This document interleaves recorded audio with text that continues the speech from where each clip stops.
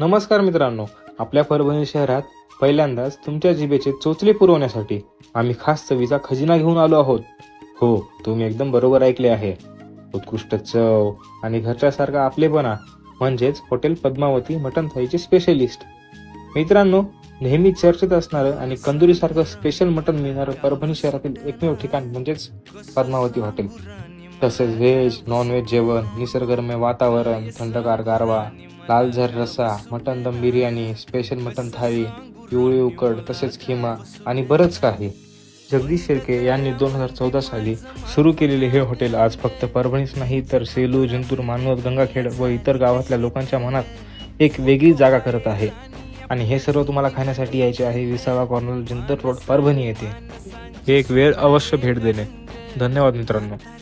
धोतराची गाठ सुटना काय सांगू राणी